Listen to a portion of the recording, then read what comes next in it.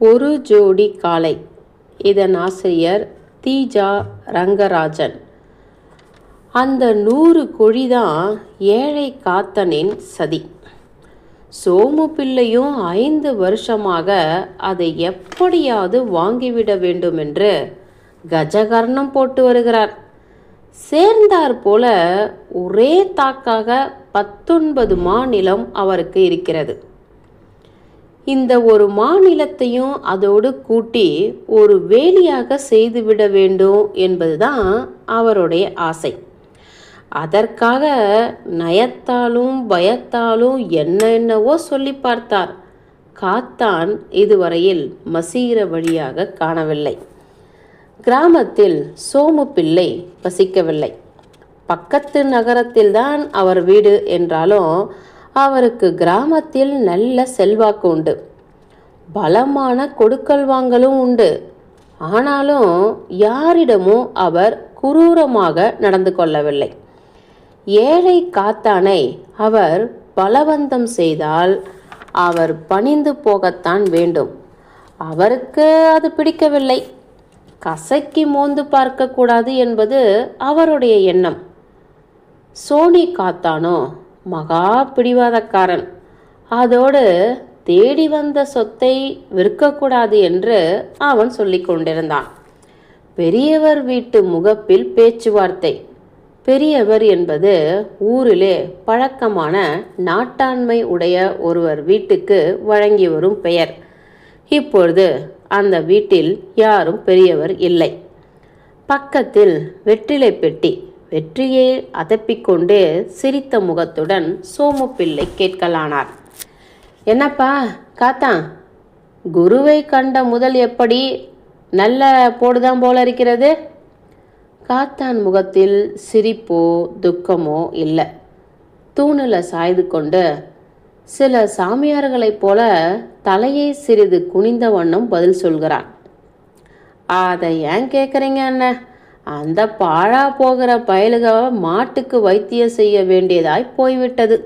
வண்டி சத்தம் வருபடியும் கிடையாது. பணமும் போச்சு, பயிரும் பாழா போச்சு. இத்தனை இழவில் நெல் விலையும் விழுந்து விட்டது. பிழைப்பே திண்டாட்டத்தில் இருக்கிறது. பிள்ளைக்கே மனம் சற்று இலகிவிட்டது. அந்த 100 குழியை மாத்திரம் அவர் மறக்கவில்லை. நீ ஒரு பைத்தியக்காரன்பா. நான் என்னவோ உனக்கு கெடுதல் நினைப்பது போல நீ எண்ணுவாய். அந்த நிலத்துக்கும் உனக்கும் ராசியே இல்லை என்று சொல்கிறார்கள். 5 வருஷமா உனக்கு ஏதாவது விருத்தி ஏற்பட்டிருக்கிறதா என்று பரிவோடு சொன்னார் பிள்ளை. பரம்பரை சொத்தை விற்க மனம் வரவில்லை. ஆனால் பிழைப்புக்கும் வழி இல்லை. இந்த எல்லா எண்ணத்தையும் கொண்டு முன்னுக்கு பின் சம்பந்தம் இல்லாமல் தனது கஷ்டத்தை சில வார்த்தைகளாக வெளிப்படுத்தினான் காத்தான். பாம்பின் கால் பாம்புக்கு தெரியும் அல்லவா? இதுதான் தருணம் என்று உணர்ந்து கொண்டார் சோமு பிள்ளை. இரும்பு சூடாய் இருக்கும் போதே சுத்தியலை போடு என்று ஆங்கிலத்தில் ஒரு பழமொழி உண்டு. பழைய யோசனையை திரும்பவும் சொல்வதால கசப்பு அதிகரிக்கக்கூடும். புதிய யோசனை ஒன்றை விதைக்க வேண்டும் என்ற ஒரு யுக்தியை அவருக்கு திடீரென்று தோன்றியது. அது கிடக்கிறது காத்தா, நீ ஏன் பட்டணத்தில் வந்து வசிக்கக்கூடாது என்று அவர் வினவினார். பட்டணத்திலா என்று இறைந்து அசட்டு சிரிப்புடன் கேட்ட காத்தன், என்ன போன்றவர்களுக்கு அங்கே ஏதாவது பிழைப்பு இருந்தால்தானே வரலாம் என்றான்.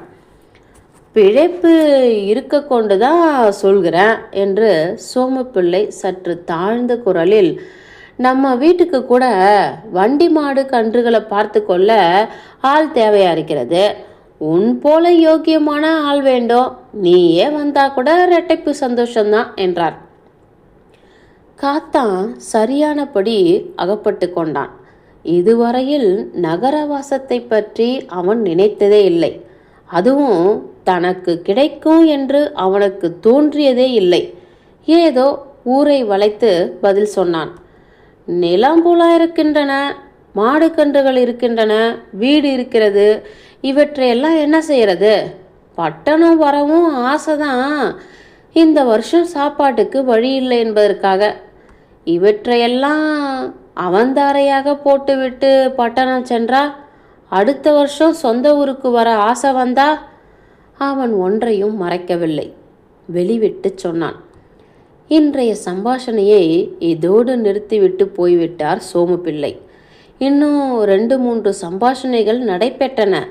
அதற்குள் வாய்தா நெருக்கடி, தானிய பஞ்சம், ஊர்வரி முதலிய நிர்பந்தங்களும் அவன் மனதை திருப்புவதற்கு தம்மாலான கைங்காரியத்தை புரிந்தன. பிள்ளை சொன்னது பெரிய யோசனை. அது பலித்துவிட்டது.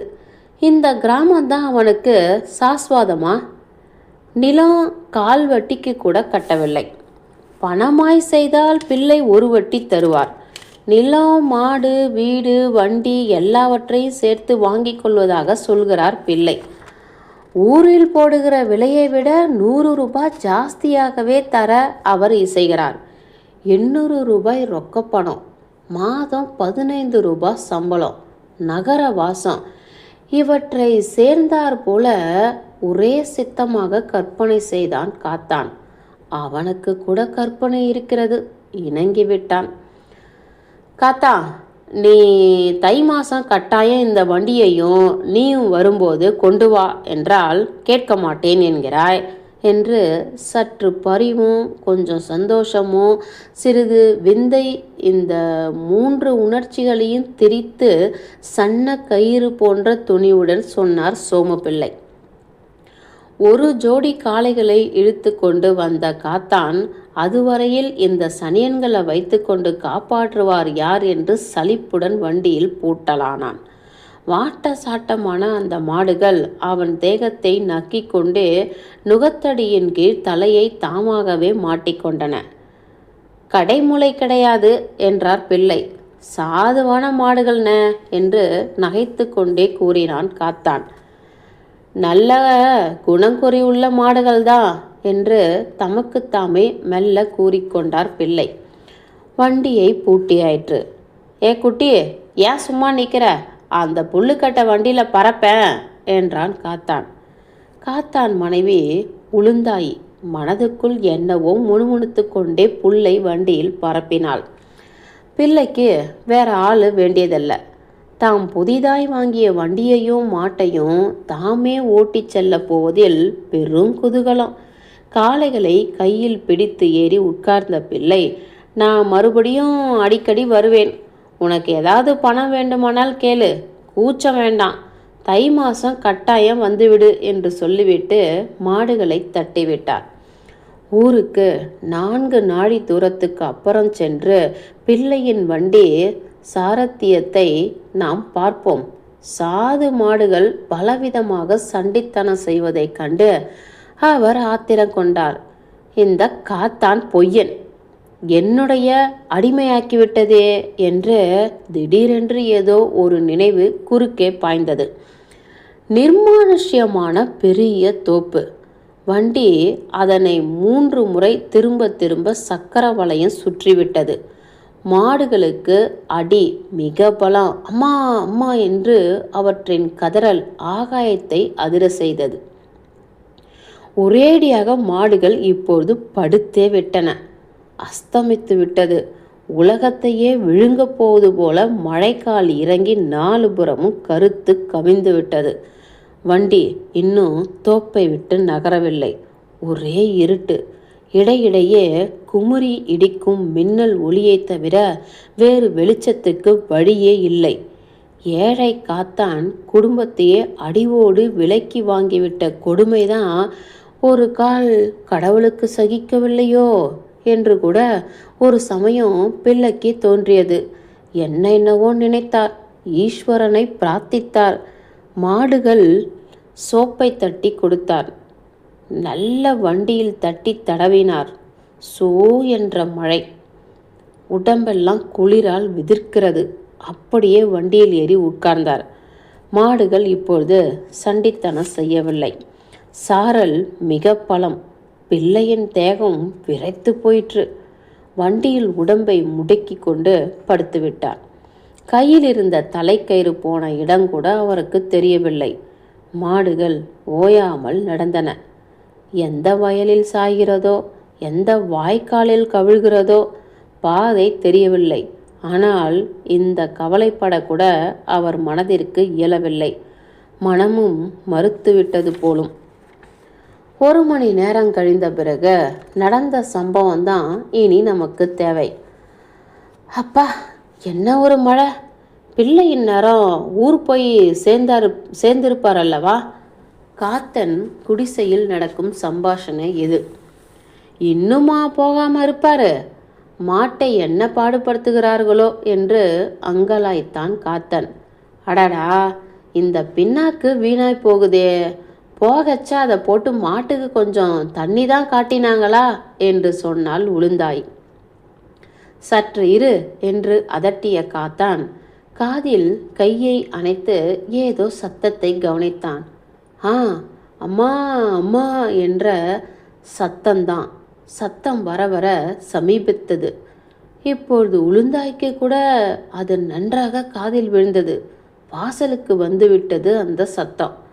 கதவை திறந்து பார்த்த அந்த ஏழை தம்பதிகள் தங்கள் வண்டியையும் மாட்டையும் நேரே கண்டார்கள். உள்ளே முடங்கி கிடந்த சோமு பிள்ளையையும் கண்டுபிடித்தார்கள். ஐயோ, அவர் விரைத்து போய்விட்டார்! அண்ணே அண்ணே என்று காத்தன் உளுந்தாயி இருவரும் சேர்ந்தாற் போல கூப்பிட்டார்கள். என்னவோ கனவு கண்டவர் போல, என்ன கும்பிடுகிறேன் ஐயனாரே, காத்தவராயனே, வழியை விடு, என்ன வேண்டுதலை வேண்டுமானாலும் செய்கிறேன் என்றார் பிள்ளை. அண்ணா, உங்க வீடு என்ன? நான் தான் காத்தன், இறங்கி வாருங்கள் என்றான் காத்தன். காத்தனா? காத்தன் காத்தன் என்று 2-3 முறை உச்சரித்த பிள்ளையின் துக்கம் மென்னியை அடைத்து கொண்டது. பிள்ளையை கை கொடுத்து உள்ளே அழைத்துச் சென்றான் காத்தன். கணப்பு போடப்பட்டது. குளிர் காய்ந்தார் பிள்ளை. நல்ல ஸ்மரணை வருவதற்கு 1 மணி நேரம் ஆயிற்று. பிறகு எல்லோரும் படுத்து உறங்கிவிட்டார்கள். ராத்திரி பேச்சு ஒன்றும் அதிகம் நடக்கவில்லை. பிள்ளை மட்டும் இரவு முழுவதும் உறங்கவே இல்லை. மறுநாள் பொழுது விடிந்ததோ இல்லையோ, காத்தன் ஒன்றும் சொல்லாமலே வண்டியை பூட்டி அதன் எதிரே நின்றான். வண்டி எதுக்குப்பா என்றார் சோமப்பிள்ளை. நீங்க இப்பொழுது போகவில்லையா? மாலையில் நேற்று மாதிரியே மழை வரக்கூடும் என்றான் காத்தன்.